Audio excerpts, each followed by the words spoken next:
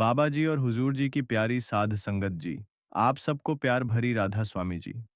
संगत जी, बाबा जी आज हमें सुनाएंगे एक वीर योद्धा स्त्री की कहानी जो कि बुरी तरह से एक सच्ची साखी है।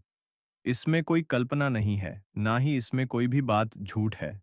यह एक हकीकत है। तो बाबा जी फरमाते हैं, संगत जी, यह साखी है गोंडवाना की उस पवित्र भूमि की, जहां शौर्य की गूंज हर घाटी और जंगल में सुनाई देती थी, जहां बेटियां सिर्फ घरों की शोभा नहीं बल्कि रणभूमि की ध्वजा बनती थी। यह साखी है उसी पवित्र भूमि से जन्मी रानी दुर्गावती की, जिन्होंने बचपन से ही अदम्य साहस और अपराध जज्बे की मिसाल पेश की। वो नन्ही लड़की जिसने डर को कभी अपने पास भटकने नहीं दिया और हर कदम पर यह साबित किया कि साहस उम्र का मोहताज नहीं होता। क्या आप जानते हैं कैसे अपनी छोटी सी उम्र में ही उन्होंने अपने अदम्य साहस और अपार बुद्धिमत्ता से पूरे राज्य को स्थ कर दिया था? तो अंत तक जुड़ रहे हमारे साथ, क्योंकि यह सिर्फ एक कहानी नहीं, यह इतिहास के उन सुनहरे पन्नों की झलक है जो रानी दुर्गावती के बचपन की अद्भुत साखियों से सजी है। संगत जी, साल 1524 की, जब कालिंजर किले के समीप स्थित दुर्गा मंदिर से राजा कीर्तिदेव सिंह चंदेल मां भवानी की पूजा करके किले की ओर लौट रहे थे, उस समय उनके साथ अनेक पंडित और सैनिक भी चल रहे थे। पूरा किला भक्ति और श्रद्धा के माहौल में डूबा हुआ था। इसी बीच महल में अचानक हलचल मच गई। महारानी को प्रसव पीड़ा शुरू हो चुकी थी। कुछ समय बाद एक दासी दौड़ते हुए आई और ऊंचे स्वर में खुशी का समाचार सुनाया। महाराज की जय हो, कन्या रत्न का जन्म हुआ है। हालांकि महाराज को पुत्र प्राप्ति की इच्छा थी, जो सिंहासन पर बैठकर उनके वंश की कीर्ति को आगे बढ़ा सके, लेकिन कन्या के आगमन ने भी उन्हें हर्ष और गर्व से भर दिया। महल में शीघ्र ही ज्योतिषियों को बुलाया गया। उन्होंने भविष्यवाणी की, यह कन्या तेजस्वी होगी, यह प्रजा का सम्मान और प्यार प्राप्त करेगी और उसका नाम सदियों तक इतिहास में अंकित रहेगा। हालांकि उसका जीवन सुख और दुख का अद्भुत मिश्रण रहेगा। तभी एक पंडित जो राजा के साथ मंदिर से लौटा था, उसने सुझाव दिया, महाराज, इस कन्या का जन्म पवित्र दुर्गा अष्टमी के दिन हुआ है, अतः इसका नाम दुर्गावती रखना उपयुक्त होगा। इस प्रकार 5 अक्टूबर 1524 को उत्तर प्रदेश के बांदा जिले के कालिंजर किले से इस वीरांगना की अद्भुत साखी का प्रारंभ हुआ। दुर्गावती धीरे धीरे अपने माता पिता के स्नेह और मार्गदर्शन में बड़ी हो रही थी, लेकिन उस समय का कालखंड साधारण नहीं था। 153 के आसपास कालिंजर के नजदीक वह समय था जब हिंदू राजाओं का आत्मसम्मान जैसे खो चुका था। अधिकांश राजा मुगलों के इशारों पर चलने लगे थे और साहस जैसे कहीं दफन सा हो गया था। ऐसे ही समय में दुर्गावती का बचपन कालिंजर की भूमि में खेलता हुआ बड़ा हो रहा था। उसकी किशोरावस्था में बहुत सी बहादुरी की कहानी है। ऐसे ही जब वह 10 वर्ष की नन्ही आयु में थी, एक शाम का समय था। बाजार में हलचल और चहल पहल थी। दुर्गावती अपने घुड़सवारी प्रशिक्षक के साथ बाजार घूमने निकली। जैसे ही वह अपने अश्व पर सवार होकर आगे बढ़ी, बाजार में भगदड़ मच गई। चारों ओर लोग चिल्ला रहे थे, बचो बचो। दुर्गावती ने देखा कि एक मदमस्त हाथी बेकाबू होकर दौड़ता हुआ आ रहा है। उसकी विशालता और उग्रता देखकर लोग भयभीत होकर भागने लगे। महावत ने हाथी को रोकने की भरपूर कोशिश की, लेकिन वह अंकुश की परवाह किए बिना और तेज दौड़ता गया। यह देख दुर्गावती के मन में उत्सुकता जागी। अपने अश्व को तेज करते हुए वह हाथी के पीछे बढ़ गई। जब महावत ने किसी तरह हाथी को रोक लिया और उसे जंजीर से बांधने की कोशिश करने लगा, तभी दुर्गावती ने अश्व से उतरकर महावत के पास जाकर कहा, चाचा, मैं इस हाथी पर सवारी करूंगी। तब महावत चौंक कर बोला, बिटिया, यह जंगली हाथी है, यह सवारी के योग्य नहीं है। मैं आपके लिए दूसरा हाथी लाता हूँ। दुर्गावती ने मुस्कुराते हुए उत्तर दिया, हाथी ही तो है, क्या यह हमारे इशारों पर नहीं चलेगा? मुझे इसे ही चलाना है। महावत ने लाख समझाने की कोशिश की, लेकिन संगत जी, दुर्गावती ने जिद नहीं छोड़ी। आखिरकार महावत ने हार मान ली। दुर्गावती ने निडर होकर हाथी के पास जाकर उसे बैठने का इशारा किया।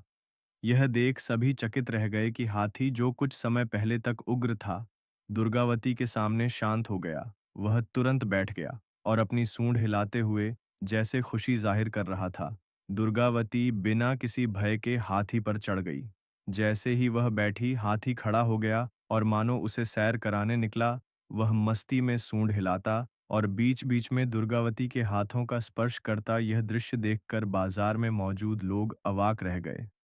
महावत ने अंततः कहा, बिटिया, आप देवी हो, आपने इस उदंड हाथी को खिलौना बना दिया। दुर्गावती मुस्कुराई और बोली, हाथी हमारे सैनिक और देवता दोनों हैं, भला हमें इनसे क्या डर। तब लोगों ने उस दिन देखा कि जिस हाथी ने कुछ समय पहले बाजार में दहशत फैलाई थी, वही अब दुर्गावती के इशारों पर चल रहा था। यह नन्ही बालिका अपने साहस और शौर्य से सबके लिए प्रेरणा बन गई। बाजार में हर कोई एक ही बात कह रहा था, यह कोई साधारण बच्ची नहीं, यह साक्षात गजवानी दुर्गा है। दुर्गावती चाहती थी यह घटना को प्रजा उनके पिता तक न पहुंचाए, किंतु कीर्ति तो कौमुदी है, जब चांद निकलता है तब चांदनी दिखाई दे ही देती है महाराज। कीर्तिदेव सिंह पुत्री की गांठा सुनकर बोले, दुर्गावती एक दिन देवी दुर्गा की जैसी ही पूजी जाएगी। इसके हर कार्य साहस से भरे होते हैं। ऐसे ही एक और बहादुरी का किस्सा है। एक शाम दुर्गावती किले के प्रांगण में धनुष बाण का अभ्यास कर रही थी। आकाश में पक्षियों का झुंड उड़ रहा था और वातावरण शांत था। तभी उसने देखा कि एक बाज ने अचानक नीचे झपट्टा मारा और एक छोटे पक्षी को पकड़ने की कोशिश की। छोटा पक्षी तेजी से भागकर एक झाड़ी में छिप गया। बाज कुछ देर आसमान में मंडराता रहा और फिर से उस पक्षी पर झपट पड़ा। यह दृश्य दुर्गावती से देखा नहीं गया। उसने तुरंत अपने धनुष पर बाण चढ़ाया और बाज पर निशाना साध कर छोड़ा। बाण बिजली की तरह सीधा जाकर बाज की गर्दन में लगा और बाज वहीं धराशायी हो गया। यह देख पास खड़े उनके गुरु ने कहा, राजकुमारी, आपकी विद्या में तो गुरु भी शिष्य बन जाए। दुर्गावती की शिक्षा घर में ही प्रारंभ हुई। उनको पढ़ाने के लिए एक गुरुजी नियमित आते थे। भाषा, राजनीति, संस्कृत तथा अन्य उपयोगी शिक्षा प्रदान करते थे। साथ ही शौर्य पराक्रम, घुड़सवारी, तलवारबाजी, तैराकी आदि की शिक्षा का भी समुचित प्रबंध था। दुर्गावती स्वयं भी शारीरिक शिक्षा में निपुण थी। जहां पर वह 13 वर्ष की अवस्था में वाल्मीकि रामायण को पढ़ लेती थी, तो वहीं पर तलवारबाजी में उसके सामने अच्छे अच्छे योद्धा नहीं टिकते थे। ऐसे ही एक दिन राजकुमारी दुर्गावती ने सुना कि समीप के गांव में एक बाघ ने कई लोगों पर हमला किया है। तब उसने महाराज से कहा, पिताजी, मुझे उस बाघ का शिकार करने की अनुमति दीजिए। महाराज, जो अपनी पुत्री की निडरता से परिचित तो थे परंतु चिंतित हो गए। उन्होंने कहा, बेटी, अभी तुम्हारी आयु बाघ का सामना करने योग्य नहीं है। मैं स्वयं शिकार के लिए जाऊंगा, लेकिन तुम मेरे साथ देखने चल सकती हो। इसके बाद महाराज शिकार दल के साथ गांव की ओर रवाना हुए और दुर्गावती भी उनके साथ गई। उस समय रामचई राजकुमारी दुर्गावती की सबसे अच्छे सहेली और साथी में से एक थी। हर समय उनके साथ रहती थी। गांव पहुंचने पर एक मचान तैयार किया गया और शिकार के लिए बकरी को बांधा गया। दुर्गावती और रामचई को एक ऊंचे मचान पर बैठा दिया गया ताकि वे शिकार का दृश्य देख सकें। कई घंटे बीत गए, लेकिन बाघ का कोई अता पता नहीं था। सबकी आंखों में थकान झलक लगी। दुर्गावती को यह प्रतीक्षा असहनीय लगी। उसने रामचई से कहा, यहाँ बैठे रहने से कुछ नहीं होगा, हमें खुद आगे बढ़ना चाहिए। तब दोनों मचान से नीचे उतरी और सावधानी पूर्वक जंगल के भीतर चल पड़ी। कुछ ही देर में सामने से बाघ आता दिखाई दिया। रामचई घबराकर बोली, राजकुमारी, वह बहुत पास है। दुर्गावती ने तुरंत उसे पेड़ पर चढ़ने का आदेश दिया और स्वयं बाघ का सामना करने के लिए तैयार हो गई। उसने अपना बायां और पैर दृढ़ता से जमीन पर टिकाया, धनुष पर बाण चढ़ाया और पूरी एकाग्रता के साथ बाघ पर निशाना साधा। बाण बाघ की गर्दन में इतनी तीव्रता से लगा कि उसकी दहाड़ जंगल में गूंज उठी। बाघ ने अंतिम बार उछाल मारी और वहीं ढेर हो गया।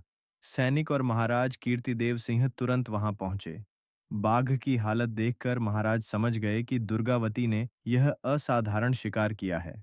उन्होंने अपनी पुत्री को गले लगाते हुए कहा, आज तुमने साबित कर दिया कि तुम केवल मेरी पुत्री नहीं, बल्कि मेरे राज्य का भविष्य हो। 14 वर्ष की आयु में दुर्गावती न केवल शारीरिक रूप से सशक्त थी, बल्कि अपने विचारों में भी परिपक्वता दिखाती थी। महाराज कीर्तिदेव सिंह को विश्वास हो गया था कि उनकी यह तेजस्विनी पुत्री एक दिन कालिंजर की महान रानी बनेगी। अब जैसे जैसे दुर्गावती बड़ी होती जा रही थी, वैसे वैसे महाराज कीर्तिदेव सिंह की चिंता बढ़ती जा रही थी। इतने उत्कृष्ट गुणों के बावजूद वह एक बेटी ही थी और महाराज को उसके लिए एक सुयोग्य राजा से विवाह करना ही होगा। लेकिन जैसे ही वह किसी सुयोग्य राजा के बारे में सोचते, उनका मन उदासी से भर जाता, क्योंकि बहुत सारे राजा अब मुगल में जा मिले थे। वह सोचते, क्या ऐसा कोई राजा है जो दुर्गावती के योग्य हो? इर्द गिर्द के राजाओं को देखकर महाराज कीर्तिदेव सिंह का मन बैठ जाता था। वह अक्सर इसी चिंता में रहते कि आखिर उनकी पुत्री के लिए योग्य वर कहाँ मिलेगा। इधर दुर्गावती अपनी धुन में रहती। वह कभी सैनिकों और अपनी सहेली रामचरी के साथ शिकार खेलने निकल जाती, तो कभी अपने राज्य की सीमाओं का निरीक्षण करने। ऐसे ही एक दिन दुर्गावती ने अपने सैनिकों से सुना कि गढ़ा राज्य में बंदूकों का इस्तेमाल बहुत होता है और मुगल सेना के पास आग्न अस्त्रों की भरमार है, तो बंदूक के प्रयोग देखने के लिए दुर्गावती के मन में बहुत जिज्ञासा उठी। वह कालिंजर और गढ़ा की सीमा में शिकार खेलने के उद्देश्य से अपनी छावनी जा पहुंची। उन दिनों दुर्गा पूजन का उत्सव चल रहा था। 2 कोस दूर पर मनियागढ़ नाम का एक पठार था, जिसके ऊपर एक बड़ा किला था। वहां एक बस्ती थी, एक राजमहल और एक भव्य मंदिर भी था। बस्ती में अधिकांश लोग गोंड जाति के थे। उस ऊंचे पत्थर पर चढ़कर चारों ओर का दृश्य देखना अत्यंत मनोरम लगता था। दुर्गा पूजा के अवसर पर गढ़ा के राजा भी मनियागढ़ में आते थे। दुर्गावती ने सोचा कि संभवतः इस मेले में बंदूकें भी मिलेंगी। इस विचार से उत्साहित होकर वह जंगल के रास्ते से कुछ सैनिकों और अपनी सहेली रामचरी के साथ मनियागढ़ की ओर चल पड़ी। रास्ते में रामचरी बोली, सुनने में आया है कि गढ़ा के राजा शेर का बहुत शिकार करते हैं और कामदेव की तरह लगते हैं। यह सुनकर कर दुर्गावती मुस्कुराई और बोली, तू मंदिर देखने जा रही है या राजा महाराजा देखने? ऐसे ही हंसी मजाक और बात करते करते दोनों मनियागढ़ के नजदीक पहुंच गए। जब रामचैरी और दुर्गावती मनियागढ़ पहुंचे तो वहां वे देखी कि यहाँ पर अधिकतर स्त्री पुरुष सांवले थे। काली होने के बावजूद महिलाएं अपने सुगठित शरीर से आकर्षक लगती थीं और ठगने कद के पुरुष भी अपने पुष्ट शरीर से परिश्रमी प्रतीत होते थे। जीवन अपने सामान्य गति से चल रहा था, तभी अचानक वहां एक जोरदार कोलाहल मच गया। लोग घबराकर इधर-उधर भागने लगे, कोई सामान समेट रहा था, तो कोई अपने परिवार को सुरक्षित स्थान पर पहुंचाने की कोशिश कर रहा था। तभी रामचरी ने चिल्लाकर दुर्गावती को चेतावनी दी। दुर्गावती, हथियार उठाओ, परीक्षा का समय आ गया है। यह सुनते ही दुर्गावती चौकन्ना हो गई। उसने तुरंत धनुष उठाया और प्रत्यंचा चढ़ा दी। बाण को साधते हुए उसने घाट की ओर देखा। दूर से सैनिकों की टुकड़ी तेजी से उनकी ओर बढ़ रही थी। घाट पर भगदड़ मची हुई थी और लोग गिरते पड़ते घाट से दूर जाने की कोशिश कर रहे थे। इसी बीच दुर्गावती की नजर घाट के एक किनारे पर पड़ी। वहां एक शेरनी खड़ी थी। उसके साथ उसके 2 छोटे शावक भी थे। दुर्गावती का हाथ एक पल के लिए ठिठक गया। उसने बांड नीचे कर लिया और रामचरी से कहा, देखो माँ, अपने बच्चों के साथ है, इसे क्यों मारें? आगे बेचारे शावकों का क्या होगा? कौन उनका पालन करेगा? रामचरी डरते हुए कहा, अगर शेरनी छलांग लगाकर इस पार आ गई, तो अगर उसने हमला कर दिया? तो दुर्गावती ने शांत भाव से जवाब दिया, एक तरफ नदी गहरी और दूसरी तरफ घाट चौड़ा। वह अपने शावकों के साथ यहां तक नहीं आ पाएगी। माँ कभी अपने बच्चों की जान खतरे में नहीं डालेगी, हमें इन्हें छोड़ देना चाहिए। तब रामचरी ने हल्के गुस्से से कहा, अगर यह सिंह होता तो क्या तब भी छोड़ देती? दुर्गावती ने मुस्कुराकर कहा, सिंह और शेरनी में फर्क होता है। रामचरी, माँ का हृदय बच्चों के लिए हमेशा कोमल होता है, इसे अकेला छोड़ देना ही उचित है। तभी इस बातचीत के बीच शेरनी अपने शावकों को लेकर पेड़ों के झुरमुट में गायब हो गई। तब तक सैनिक भी दुर्गावती के पास पहुंच चुके थे। दुर्गावती ने उनकी ओर देखा और उनके साथ अपने पड़ाव की ओर बढ़ गई। ये खबर जैसे ही महाराज कीर्तिदेव सिंह तक पहुंचा, वह तुरंत मनिया घर की ओर रवाना हो गए। इधर पड़ाव में दिन ढलते ही दुर्गावती और रामचरी अपने कक्ष में विश्राम करने चली गई। दोपहर की शेरनी और उसके बच्चे ने ऐसा माहौल बना दिया था कि नींद दूर दूर तक नजर नहीं आ रही थी। बाहर जंगल शांत था, लेकिन दुर्गावती का मन बेचैन था। रामचरी, जो दुर्गावती के पास लेटी थी, अपनी चंचलता से बाज नहीं आई। उसने अपनी चुप्पी तोड़ी और कहा, राजकुमारी, किस गूढ़ विचार में डूबी हो? किस तत्व पर यह गंभीर मंथन चल रहा है? दुर्गावती ने खिड़की से बाहर जंगल की ओर देखते हुए कहा, मैं केन नदी की अद्भुत सुंदरता को याद कर रही हूँ। उसकी लहरें, उसकी ठंडक और वह शांतिपूर्ण प्रवाह, सब कुछ कितना दिव्य लगता है। अभी रामचरी ने मुस्कुराते हुए बोली, शेरनी के वे दूधिया शावक, क्या वे तुम्हारे ख्यालों में नहीं है? कितने निश्चिंत और निडर होकर माँ के साथ उछल कूद कर रहे थे। सचमुच माँ तो भगवान होती है, और फिर कैसे? वह शेरनी अपने शावकों को लेकर पेड़ों के झुरमुट में गायब हो गई। सोचो, क्या उन मासूम शावकों को पता होगा कि एक दिन वे ऐसे सिंह बनेंगे जिनकी एक दहाड़ से पूरा जंगल थर्रा जाएगा। शावकों को यह एहसास नहीं होगा कि वे एक दिन खतरनाक राजा बनने वाले हैं। यही तो है बचपन का सौंदर्य। हर खूंखार सिंह का भी एक दुलारा बचपन होता है। दुर्गावती ने हल्की झुंझलाहट के साथ कहा। तो तू जंगल में मुझे शिक्षा देने आई है क्या? तभी रामचरी बोली। तो क्या कोई गंभीर योजना बना रही हो? राजकुमारी, अपने आने वाली भविष्य का जो मेरी बातें बुरी लग रही हैं। दुर्गावती ने उसकी ओर गहरी नजर से देखा और कहा, चुप हो जाएगी या कुछ और बोलने का इरादा है? तब रामचरी गंभीर होकर जवाब दिया, ओह, क्या अब इस पड़ाव में चुप्पी का कोई नया नियम लागू हो चुका है जिसका मुझे अभी तक पता नहीं है? दुर्गावती उसकी बातों को अनसुना कर खिड़की से बाहर झांकती रही। फिर कुछ क्षण बाद उसने धीरे से कहा, रामचरी, पिताजी नाराज हैं। रामचरी ने चौंकत हुए पूछा, महाराज, आखिर क्यों नाराज है? तुमसे कोई गलती हो गई है क्या? तब दुर्गावती बोली कि उस बूढ़ू राजा को लेकर रामचरी, जो हमेशा मजाक का कोई मौका नहीं छोड़ती थी, इस बात पर खिलखिलाकर हंस पड़ी और दुर्गावती के पास लिपट हुए बोली, अच्छा, वही राजा सरकार जिन्होंने तुम्हें विवाह का प्रस्ताव भेजा था। दुर्गावती ने उसे घूरते हुए कहा। बहुत ना उछल, रामचरी ने अपनी हंसी रोकते हुए बोली, किसने कहा कि हमारे होने वाले जीजा सरकार बूढ़ू हैं? दुर्गावती ने झल्लाकर जवाब दिया, बूढ़ू का नशिक वर्णन तो मैंने तेरी ही जलती जुबान से सुना था। रामचरी ने शरारती मुस्कान के साथ कहा, अच्छा, तो अब फिर से सुनने की इच्छा है क्या? चल, सुन ले, पर जोर जोर से, ताकि आपके पिता भी पर्दे के पीछे से भी सुन लें। तब दुर्गावती ने उसकी इस बात पर सिर पकड़ लिया और कहा, चुप रहेगी या नहीं? लेकिन रामचरी कहाँ रुकने वाली थी। वह तो दुर्गावती को छेड़ने का कोई मौका नहीं छोड़ती थी। उसने नाटकीय अंदाज में कहना शुरू किया, तो सुनो राजकुमारी, राजा साहब बहुत बड़े जमींदार हैं। उनके पास हजारों खेत हैं और भैंसों का कारोबार ऐसा है, उनकी 4 रानियां पहले से ही राजमहल में विराजमान हैं। उनमें से 2 ने तो माला झपक राजमहल को पूरी तरह आध्यात्मिक बना दिया है। दुर्गावती ने बीच में ही व्यंग्य भरे स्वर में कहा, और कुछ अब बस भी कर रामचरी ने उसकी बात अनसुनी कर दी और बोलती रही, राजा साहब बड़े लज्जालू भी हैं, आगे के दांत गिर गए हैं, तो बात करते वक्त मुंह छुपाते हैं। सोचो, कितना शर्माने वाला राजा है। यह सुनकर दुर्गावती ने गुस्से से कहा, दांत भी नहीं है?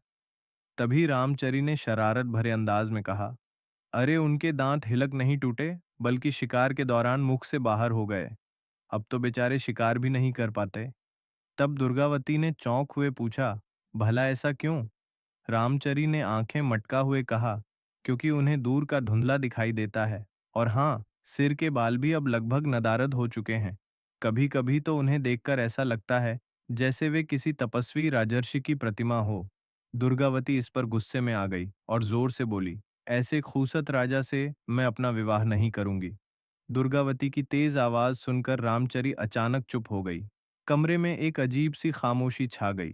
दोनों सहेलियां बिना कुछ बोले महाराज कीर्तिदेव सिंह की प्रतिक्रिया का इंतजार करने लगी। यह तो तय था कि दुर्गावती की आवाज महाराज के कानों तक जरूर पहुंच चुकी थी। दुर्गावती की तेज आवाज से महाराज कीर्तिदेव सिंह अपने कक्ष से बाहर निकले। उनके चेहरे पर हल्की चिंता की लकीरें साफ झलक रही थीं। कीर्तिदेव सिंह के मन में अपनी बेटी के विवाह की चिंता हमेशा बनी रहती थी। कई प्रतिष्ठित क्षत्रिय घरानों से रिश्ते आए थे, लेकिन या तो उनमें वह तेज नहीं था जो क्षत्रिय राजाओं का होना चाहिए, या फिर वे मुगलों के अधीन हो चुके थे। दुर्गावती ने भी ऐसे सभी प्रस्ताव ठुकरा दिए थे, और यह बात महाराज को भीतर ही भीतर खाती थी। उधर मौका पाकर दुर्गावती और रामचरी कक्ष से बाहर निकल आई। दोनों सहेलियां धीरे धीरे चलती हुई उस ओर पहुंची जहां महाराज कीर्तिदेव सिंह एक कुर्सी पर गहरे विचारों में डूबे बैठे थे। दुर्गावती ने नजदीक आकर नम्रतापूर्वक कहा, पिताजी, मेरी मनियागढ़ पर्वत की देवी माँ के दर्शन करने की इच्छा है। कल सुबह मैं रामचरी और कुछ सैनिकों के साथ वहां जाना चाहती हूँ। कृपया अनुमति दें। यह सुन महाराज ने कहा, सुनने में आया है कि गढ़ा के राजा दलपति शाह खुद प्रजा की रक्षा के लिए सिंह का वध करने वहां आने वाले हैं। यदि संभव हुआ तो मैं भी देवी माँ के दर्शन करने आऊंगा।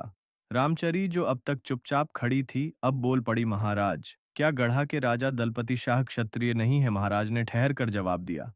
उनके आचरण तो क्षत्रियों जैसे ही हैं। और हाँ, कई लोग उन्हें क्षत्रिय मानते भी हैं। जिनके हाथ का छुआ पानी ब्राह्मण पी लेता है, उसे हम क्षत्रिय मानते हैं। उनके यहाँ ब्राह्मण भोजन करते हैं, तो उनके क्षत्रिय होने पर कोई संदेह नहीं करता। लेकिन हाँ, उतने चोखे क्षत्रिय नहीं हैं जितने कचली हैं। मैं यहाँ बता दूं, कलचुरी राजवंश के लोग मालवा के आसपास रहते थे। रामचरी मुस्कुराते हुए बोली। महाराज, वैसे आप तो बहुत चोखे क्षत्रिय हैं। फिर वह दुर्गावती की ओर देखने लगी, मानो उससे सहमति चाह रही हो। तभी दुर्गावती ने गंभीर होते हुए कही, हमारे गुरुजी ने एक बार बताया था कि क्षत्रिय जाति नहीं, धर्म होता है। वे बोले थे कि जो आपत्ति से रक्षा करे वही क्षत्रिय है। किंतु मेरा तो मानना यह है कि जो स्वाभिमानी हो और देश की रक्षा में सक्षम हो, वही सच्चा क्षत्रिय है।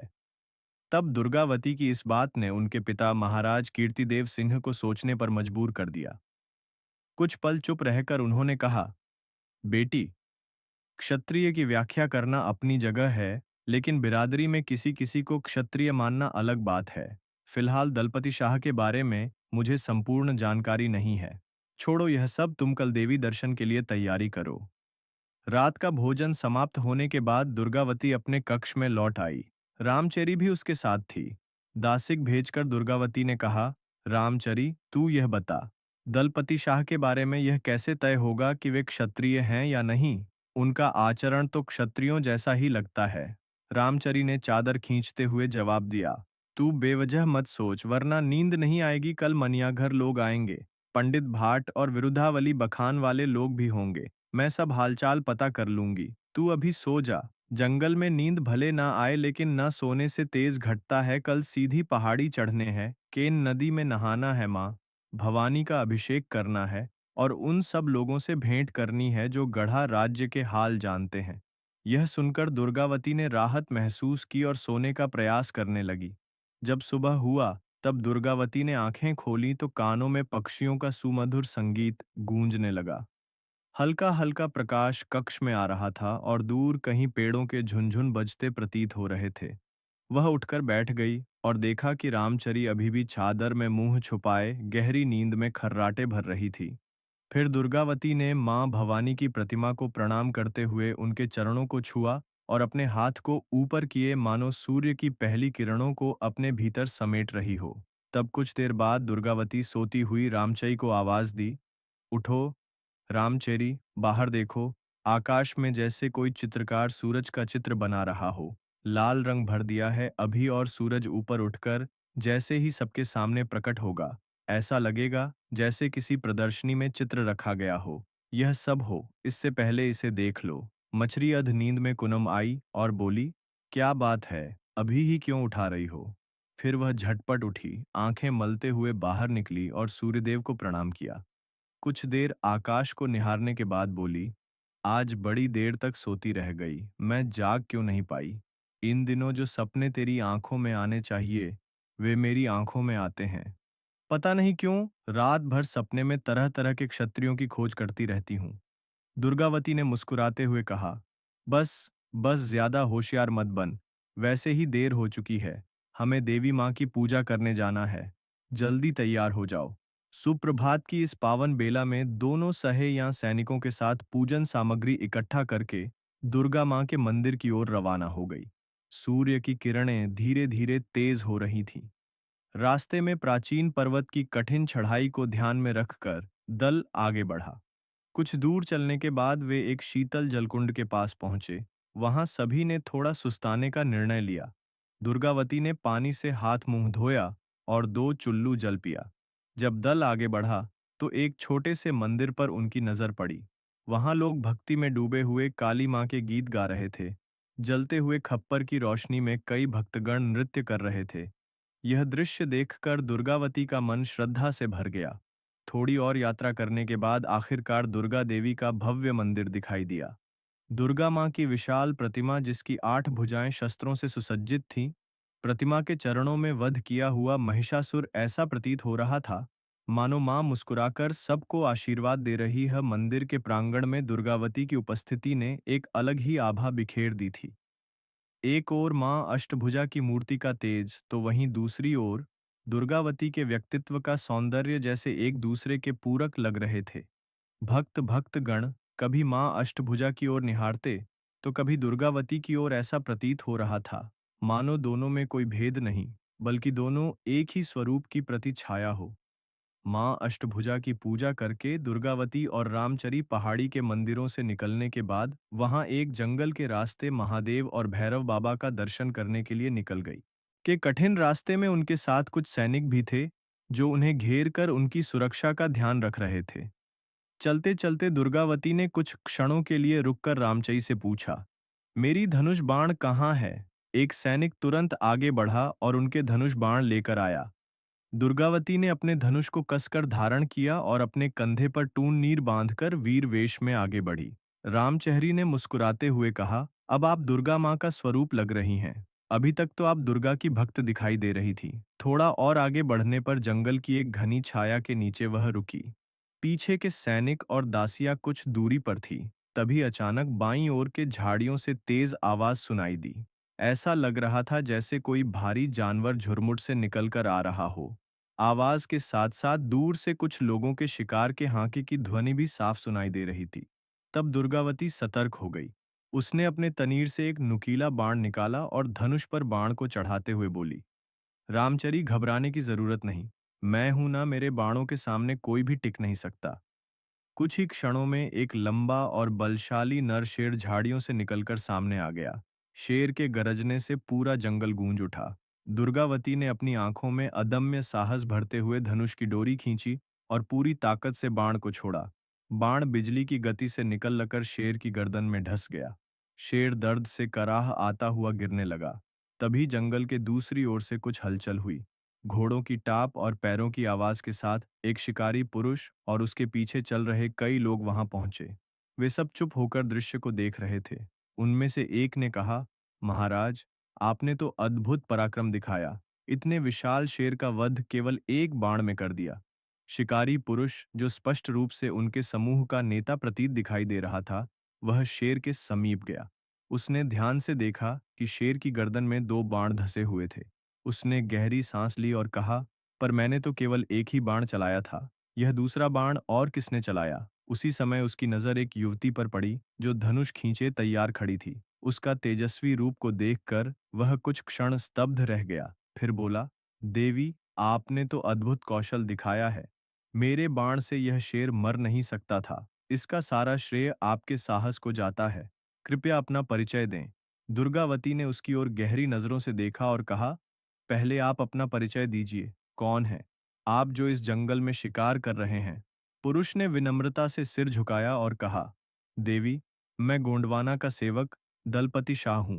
दुर्गावती ने उसकी बात सुनकर हल्का सा मुस्कुराते हुए कही, अच्छा, तो आप यहाँ के महाराज हैं।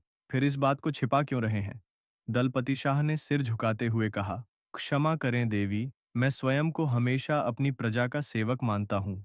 राजपद मेरे लिए केवल एक उत्तरदायित्व है। क्या मैं आपका परिचय जानने का सौभाग्य प्राप्त कर सकता हूँ? दुर्गावती ने गर्व भरे स्वर में उत्तर दिया, मैं कालिंजर के महाराज कीर्तिदेव सिंह की पुत्री हूँ। लोग मुझे दुर्गावती के नाम से जानते हैं। मैं यहाँ मां दुर्गा की पूजा के लिए आई थी। आपने शेर का वध करके मेरी प्रजा की रक्षा की है, इसके लिए मैं आपकी आभारी हूँ। दलपति शाह ने आदरपूर्वक कहा, देवी, यह तो आपकी विनम्रता है। वस्तुतः आपके बाण ने ही शेर को घातक चोट पहुंचाई थी। मैंने तो केवल इसे अपने बाण से नियंत्रित किया। शेर को मारना आवश्यक था, क्योंकि यह मेरी प्रजा के लिए बड़ा खतरा था। फिर दुर्गावती ने रामचरी और सैनिकों की ओर देखा और फिर दलपति शाह से कहा, मुझे आज अपने पड़ाव पर लौटना है और भोले बाबा का दर्शन भी करना है। दलपति शाह ने विनम्र स्वर में पूछा, क्या आपका अश्व साथ में नहीं है देवी? दुर्गावती ने शांत भाव से उत्तर दिया, मैं केवल पूजा करने के लिए निकली थी। अतः अश्व हणस परी है। यदि आप वहां आना चाहें तो आपका स्वागत है। दलपति शाह ने तुरंत उत्तर दिया, यदि आप मेरे अश्व पर सवारी करना स्वीकार करें, तब आपका स्वागत करना मेरे लिए सौभाग्य होगा। दुर्गावती ने मुस्कुराते हुए बोली, मेरा मन आज अश्वन का नहीं है, किंतु आपका अश्व निश्चित ही दर्शनीय है। दलपति शाह ने गर्वित स्वर में कहा, यह ऊंची प्रजाति का अश्व है, देवी, इसकी गति और शक्ति अद्वितीय है। दुर्गावती मन ही मन विचार करने लगी, जा प्रजाति और ऊंच नीच की यह समस्या अब तक पीछा नहीं छोड़ रही। फिर उन्होंने दलपति शाह की ओर देखा और गंभीर स्वर में कहा, महाराज, कभी आपके इस अश्व को अवश्य देखूंगी, फिलहाल मुझे अनुमति दें। यह कहते हुए दुर्गावती ने दलपति शाह की ओर एक बार फिर देखा, मानो उनके चेहरे को अपने मन में अंकित कर रही हूं। इसके बाद वह बिना कोई और बात किए अपने पड़ाव की ओर बढ़ गई। उनके पीछे रामचरी और सैनिक भी चल पड़े। दलपति शाह वहीं खड़े रह गए। उनकी आंखें दुर्गावती के तेजस्वी व्यक्तित्व पर ही स्थिर थीं, जब तक दुर्गावती पेड़ों की ओट में छिप नहीं गई। दलपति शाह की नजरें उनका पीछा करती रहीं। उनके जाने के बाद उन्होंने गहरी सांस ली और अपने सेवकों की ओर देखते हुए उन्होंने कहा, शेर का शिकार तो राजकुमारी दुर्गावती ने किया, लेकिन उन्होंने उसका श्रेय मुझे देकर अपनी विनम्रता दिखाई। उनके जैसा अद्वितीय साहस और सौम्यता मैंने अपने जीवन में कभी नहीं देखी। उनकी यह पहली भेंट भविष्य की कई कहानियों की नींव रख रही थी, जहां वीरता और कर्तव्य की मिसालें आने वाले समय में घड़ी जाने वाली थी। आगे की साखी में हम जानेंगे कि कैसे रानी दुर्गावती दलपति शाह की अर्धांगिनी बनी और कैसे उन्होंने एक रानी के रूप में गोंडवाना के लिए हर विपत्ति का साहसपूर्वक सामना किया। कैसे उनका नेतृत्व गोंडवाना को समृद्धि की ओर ले गया और कैसे उनकी वीरता ने उन्हें अकबर जैसे बलशाली सम्राट से टकराने का साहस दिया। इससे आगे की जानकारी बाबा जी हमें बताएंगे अगली साखी में। तब तक के लिए अगर आपने हमारे चैनल को लाइक और सब्सक्राइब नहीं किया है तो प्लीज़ कर दीजिए। राधा स्वामी।